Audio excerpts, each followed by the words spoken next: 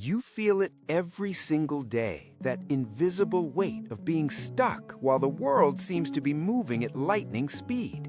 Your phone buzzes with notifications, your to-do list grows longer, and your biggest goals feel further away than ever before. You know you have more potential, a fire inside you waiting for the right fuel, but you're drowning in the noise of modern life. I know this feeling intimately because I lived there for years, trapped in a cycle of distraction and frustration.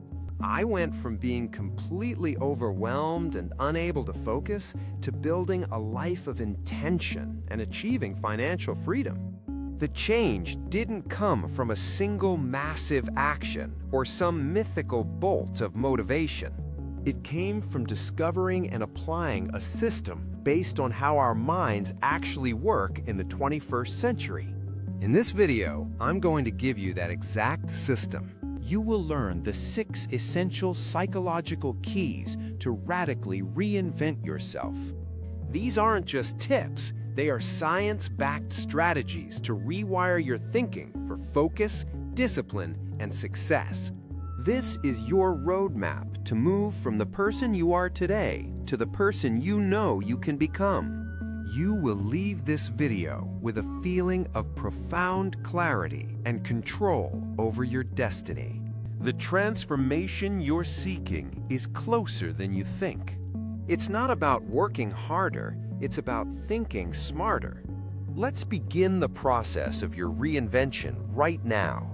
The biggest lie we've been told about personal growth is that it all comes down to motivation or willpower. We've all tried to get motivated, only to find ourselves back at square one a week later. The truth is, lasting transformation isn't about finding more motivation. It's about rewiring your brain for the modern world. Our brains were not designed to handle the constant distraction, decision fatigue, and information overload we face every day. But with the right psychological tools, you can take back control and build a life of purpose. In this video, we're going to cover the 6 psychological keys to do just that. Each key is a practical, actionable strategy you can implement immediately. We will move from identity to focus to the systems that create automatic success. Pay close attention because we will build on each concept as we go. And the 4th is a simple mental switch that fundamentally separates the successful from the perpetually stuck. This isn't just theory. This is the operating manual for your own mind that you were never given. As your mentor on this journey, my goal is to give you the map I wish I had when I was starting. By the end, you'll have a complete toolkit for personal transformation. Are you ready to stop being a product of your past and start being the architect of your future? Then let's dive into the first psychological key. All right, let's dive into the first psychological key, which is the Identity Scorecard. Most people approach their goals backwards, focusing on what they need to do before deciding who they need to be. We tell ourselves, I'll start working out when I feel more athletic, or I'll launch my business when I feel like an entrepreneur. This is a trap that keeps you waiting for a feeling that only comes after you take action. The secret is to intentionally define the identity of your future self first. Psychological research on the prospective self shows that vividly imagining your future identity dramatically strengthens your willpower and self-control in the present. Your brain is a consistency engine. It loves to align your actions with your sense of self. So if you define yourself as a healthy person, choosing the salad over the fries becomes an act of self-expression, not deprivation. Think of it like programming a destination into your car's GPS before you start driving. Without a clear destination, you'll just make random turns, but with a destination, every turn becomes purposeful. This is where we move from theory to practice with the Identity Scorecard. It's a simple but profoundly effective exercise to begin closing the gap between who you are and who you want to be. Your action item for this key is to take out a piece of paper or open a new note on your phone. At the top, write down the title of the identity you are choosing to step into. Maybe it's focused writer, disciplined investor, or confident leader. Then write down 3 traits or behaviors that this person embodies. For a focused writer, it might be writes every morning, reads deeply, and finishes projects. Now, here is the most important part of the exercise. Beside each trait, write down one small, almost laughably simple action you can take today to cast a vote for that identity. To be a focused writer, you don't need to write a novel today. You just need to write one paragraph. To be a disciplined investor, you don't need to build a massive portfolio. You just need to read one article about investing. Each time you take one of these small actions, you are scoring a point for your future self. You are literally programming your brain to see yourself as this new person. This isn't about faking it until you make it. It's about acting your way into a new way of believing. Stop waiting to feel ready and start collecting evidence that you are already becoming the person you want to be. This practice alone can be life-changing, but it becomes even more powerful when you combine it with our second key. Now, this leads us directly to the next crucial key, which is reclaiming your focus with the dopamine. Now, this leads us directly to the next crucial key, which is reclaiming your focus with the dopamine diet. Have you ever found yourself unable to focus on an important work project for 10 minutes, but you can effortlessly scroll through social media for 2 hours?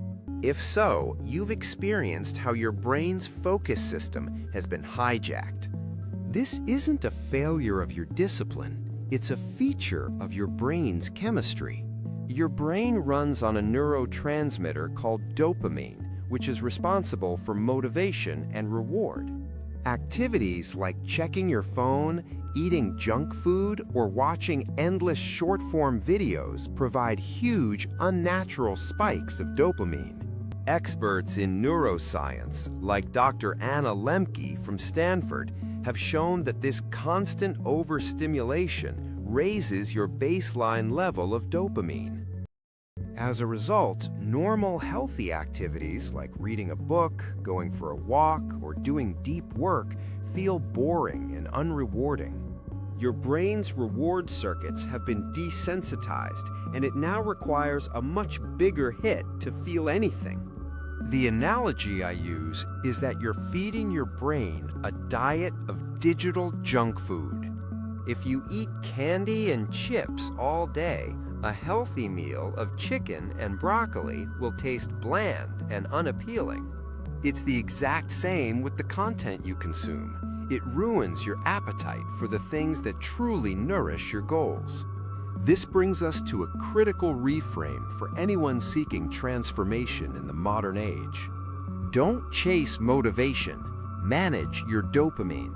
The solution is to intentionally lower your dopamine baseline through a practice I call the dopamine diet.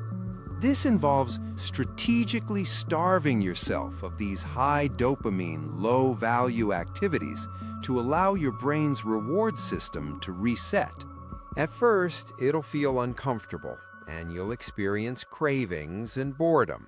But after a short period, your brain begins to resensitize. Suddenly, reading a book feels engaging again, and the satisfaction from completing a difficult task feels incredible.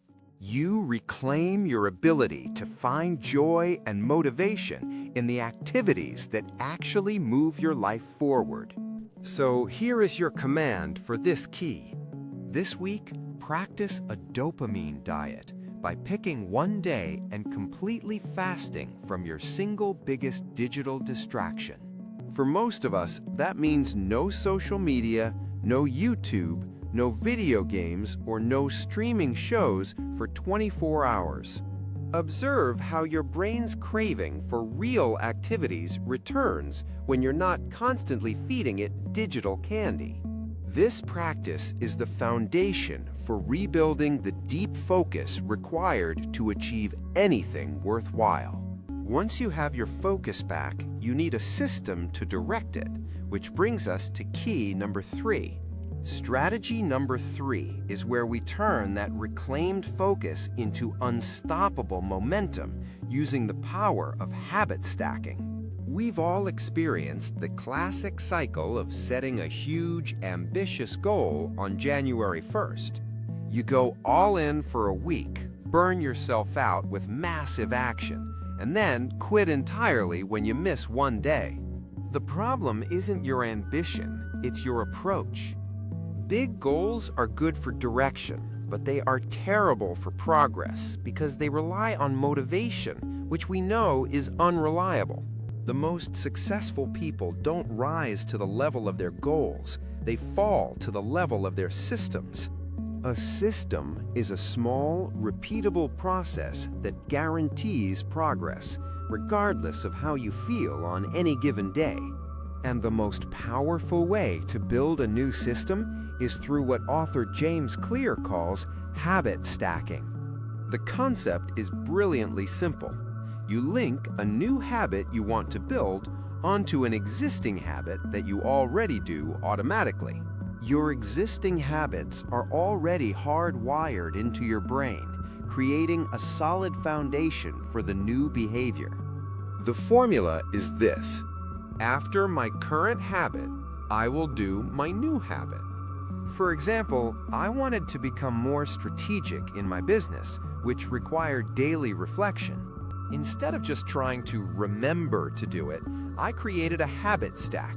My stack was that after I pour my first cup of coffee in the morning, I would open my journal and write down my single most important priority for the day.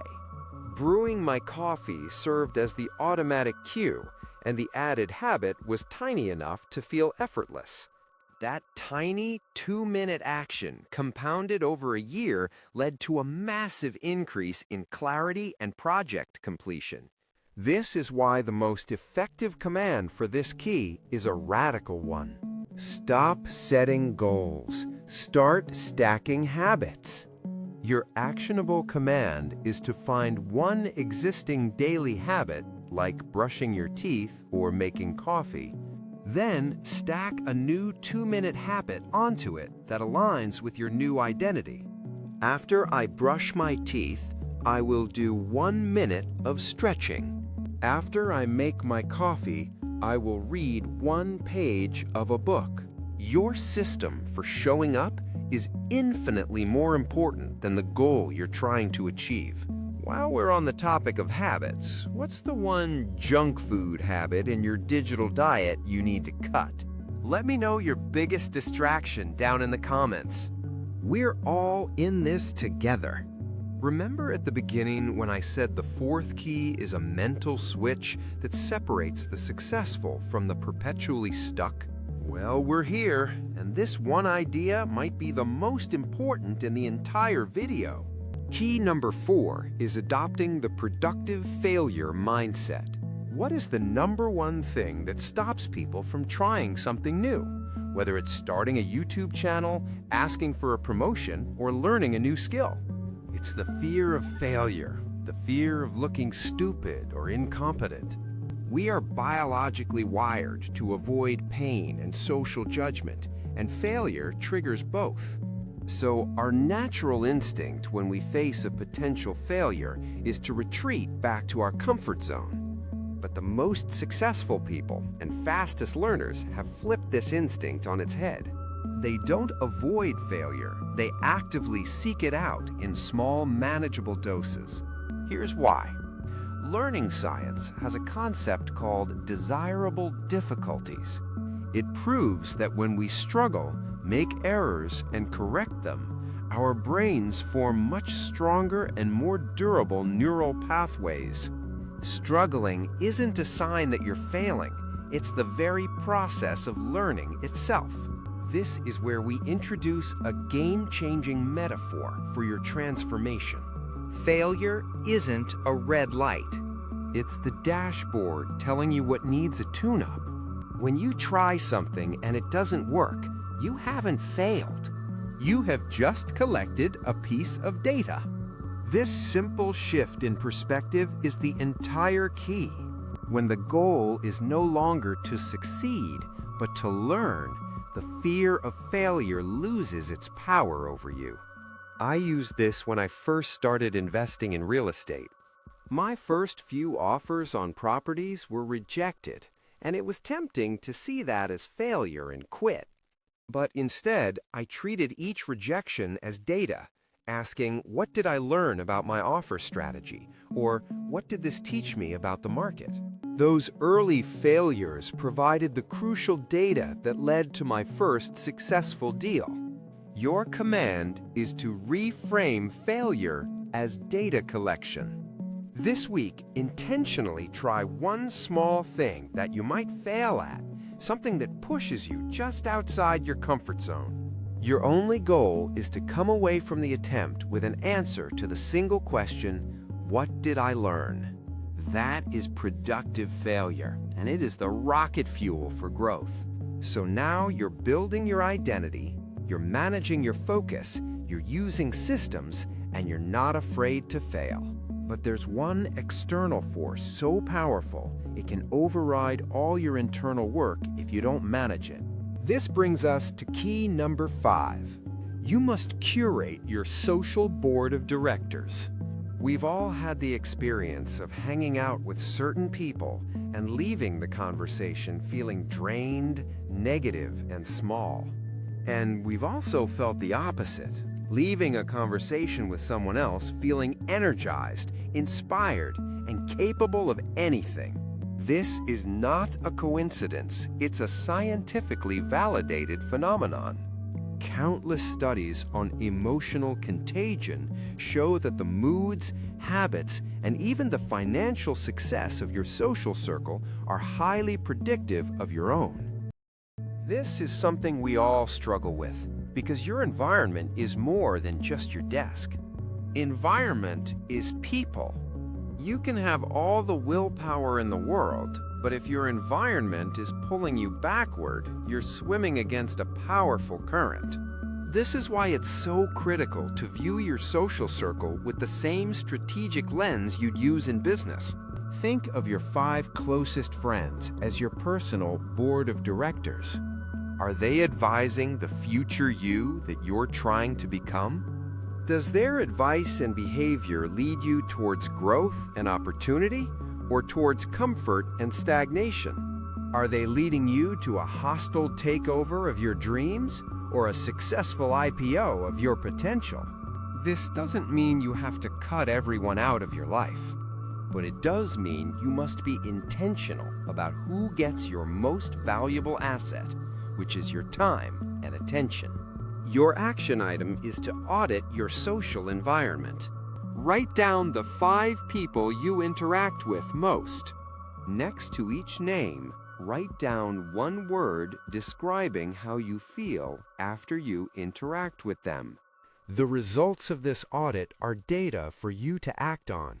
You may need to reduce time with some and actively seek out new board members, like mentors or peers, who challenge you to grow.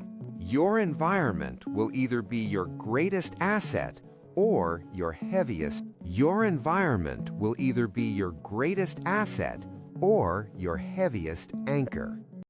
Building these new habits can be tricky to remember at first. To make this easier for you, I've created a simple one-page habit stacking worksheet. It's the exact template I use to design these systems in my own life.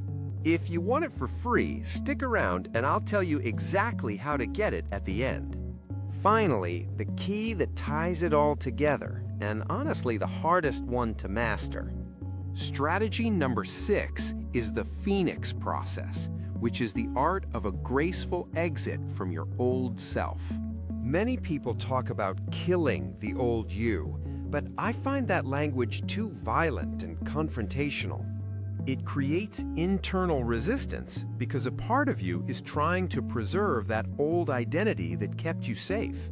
Instead, I want you to think of it like the mythical phoenix. The phoenix doesn't kill its old form. It allows it to burn away gracefully, creating the ash from which the new form can rise. To truly transform, you have to give yourself permission to let go of the stories and labels that no longer serve you. For years, I identified myself by my old corporate job title, long after I had left that world behind. It was comfortable and familiar, but it was also a cage that limited how I saw myself and what I believed I could achieve. The real shift happened when I consciously decided to complete that chapter of my story. And this is so important. It's okay to let go of an old identity. You are not killing it. You are completing it. This is the final step in your transformation. So there you have it. The 6 psychological keys to your radical self-transformation. You define your future with an identity scorecard, reclaim your mind with a dopamine diet, build momentum with habit stacking, turn failure into data, curate your board of directors, and gracefully let go with the Phoenix process. Remember that overwhelmed, distracted person I mentioned at the start? That person was transformed not by one big change, but by applying these small psychological keys day after day. Now you have the map, and the journey is yours to take. Before you go, remember I mentioned that habit stacking worksheet? To get your free copy of the exact template I use, just click the first link in the description below. It's my gift to you to help you start building your automatic self today. If this video gave you even one new key to unlock your potential, do me a favor and subscribe to the channel. I release new videos every week with evidence-based strategies on building your dream life. Your subscription tells YouTube that this content is valuable and it helps our community of ambitious seekers grow. Thank you for investing your time with me today. Now go out there and start building.